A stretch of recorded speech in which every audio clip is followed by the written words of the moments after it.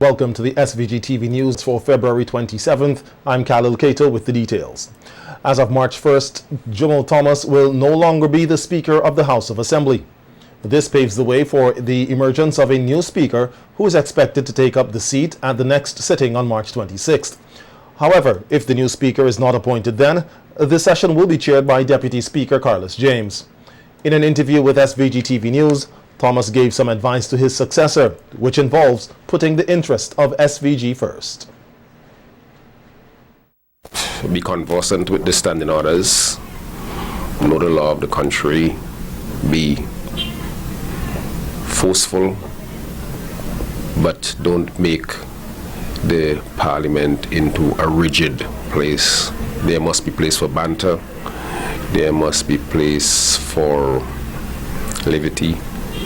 But I think, seriously, this is a country with enormous problems, and when we meet, and most often the parliament meets once per month, most of that time should be spent confronting and addressing the serious problems which we have, with the hope that we would come up with solutions that all sides can respect and go forward with, to ensure that St. Vincent is a better place as a result of all of the parliamentary things that we do. I think issues of transparency, we have to make sure that whoever the person is has to make sure that all decisions are transparent. Thomas said it was a privilege to serve as Speaker for the past 4 years, as it humbled him, and he is satisfied that he did it to the best despite challenges and criticisms from both sides of the House. That was a job that I enjoyed doing. That was a job that I felt that I did. I know I did it to the best of my ability. And it's now time to move on. I am quite happy. I try not to look back. I see myself as a very considered man, and I don't make flippant decisions. I think things through. Best thing about the 4.5 years, the 4 years and 2 months that I did as Speaker, is that there were times when parliamentarians from both sides were upset, and I think that's a good thing. It meant that neither one could persuasively charge that I was on one side or the other. Looking ahead, Thomas says that he plans to continue to practice law and write books with no immediate plans to get involved in partisan politics. Immediate plan to get involved with any kind of, if you ask me in terms of organized party political structure, I have no intention at this time to be involved with any political organization. But all my life, I have been a political being. From the time I was very, very young in high school, I had been involved. And I was involved with organizations like the United Liberation Movement, the United People's Movement. I have been involved with the St. Vincent Reparations Movement. I became the chairman of the St. Vincent Reparations Committee, which was formed by the government. I was once a member of the Heroes Committee. So I have a long-standing involvement in social and political and economic affairs. I've been a writer, a columnist for like about 19 years. I write a regular column for the Vincentian newspaper. All of these things I intend to do. I have been a practicing lawyer now since 1995. Oswald Robinson has been re-elected to lead the SVG Teachers Union. Robinson, who last served as president in 2018, returned to challenge Wendy Bino for the position and was successful in doing so when the results of the elections held over a 2-day period were announced last evening. In an interview with SVG-TV News today, Robinson encouraged all teachers to put their differences aside and work together to strengthen the body. As teachers, I want us to continue to be professional in our approach, how we deal with the nation's children. There are outstanding issues that we have to work very hard with. There are upcoming events like the CUT Athletic Championship. Very early o'clock, I'm willing and ready to start so that we ensure that we have a team this year. There's also the issue of pension reform. We have to start that dialogue again with our members, ensure we meet with the relevant authorities to chart the way forward for betterment for our teachers. We have to go on a very robust recruitment drive, because there are still a lot of teachers out there who are not members of the union. And we want them to come on board and to be part of this great trade union, the SVG-TV. We also have to bridge the generation gap, have activities for the retired members, for the younger teachers, for the middle age, everybody. There's a role to play for every single member of the union. Robinson has decades of experience as an educator and said he will be using this experience to bring a level of accountability to the union. The president-elect said there are many teachers with unique skills and called on them to use those skills to help propel the organization. The things I would like to do, and I would have to make that proposal to the national executive, because I am only one person. You see, I may have ideas, but the team of persons would have come with ideas also that we could all draw upon, and to integrate all these activities in responding to the real needs of our members. But one of the things I would like to do is to really have a consultation with the teachers. How we are going to do it is something that the new executive would have to decide upon. Okay, I'm a person who wants to listen, and the best ideas, we put them into practice. It doesn't necessarily have to come from me. I want to value the input of every single member of the executive and to make the executive more visible. It's important that you are visible, because the membership out there give you a mandate. They have elected you to serve, and you must be visible. It's a lot of hard work, and you have to make yourself available to perform the duties of the union. Robinson said he values the input of all members and will be working with the new executive to execute their ideas for the benefit of all teachers. Already, I've learned my lessons, and I'm willing to share with others who would want to succeed me in the opportune time, because I'm not going to be there forever and ever. I mean, somebody has to come forward and take up the mantle and go with it, but you have to do it in the interests of the members. Whatever you do, the members must be at the core of your activities. Okay? So yes, the collective bargaining is one issue we'd have to address. We didn't sign. We negotiated in 2013, but we didn't sign because of the election leave. That is out of the window now, because we have won that case a couple years ago. So we should go to the table now in good faith and negotiate for our members, benefits for our members. And in doing so, we would be doing it in good faith, to be reasonable and to be fair. In an earlier interview with our news team, Robinson expressed concerns in relation to the negotiations with the government and the teachers' union on a new collective bargaining agreement. Today, he said the smallest of decisions must be made with the interest of teachers in mind. As we continue, the agriculture sector plays an important role in ensuring food security and is of crucial importance to the economy. Speaking at a handing over ceremony yesterday, where over 500 sacks of fertilizer were given to the Ministry of Agriculture under the Banana Revitalization Program, Minister Saboto Caesar said one crop which has great potential for agriculture and tourism is banana. The Minister Caesar used the opportunity to speak on the importance of bananas in tourism development in SVG. It is far more probable that a guest coming here from Birmingham on a one-week vacation staying at the Holiday Inn in 2022 would have a greater affinity to the taste of the banana than to the golden apple. That's a fact. Because it's the same banana that the housewife in Birmingham and in London that they get from the Windward Islands. And it's a very important part of their diet. When they come to St. Vincent and the Grenadines, we want bananas.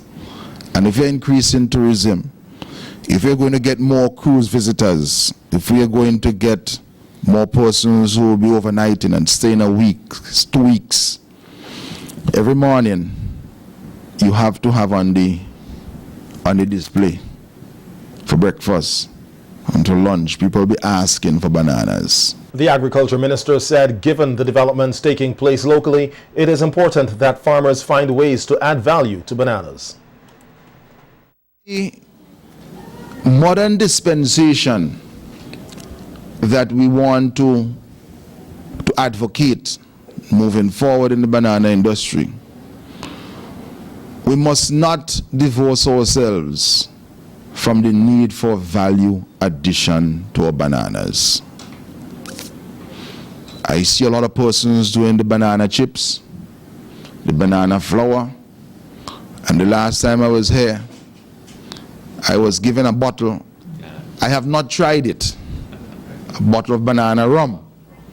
I don't promise anybody I will try it, but it definitely shows that a lot can be done with bananas. Police officers stationed at the Caliacqua police station have made successful breakthroughs in a number of reported burglaries in the district. According to a release from the Public Relations Department, the Police Public Relations Department, 3 men were arrested and charged in connection with one of the recent burglaries. They are 30-year-old laborer Winston Shallow of Fairhall, 37-year-old Fillmore Ralph, also of Fairhall, and 32-year-old Samuel Woods of Belair. The 3 were charged for entering the dwelling house of Chadwick Carrington as trespassers and stealing a quantity of items valued at $11,145. The accused men were expected to appear before the Serious Offences Court today to answer to the charges. Over 40 children recently benefited from eye and plastic surgeries under a dual mission hosted by the World Pediatric Project.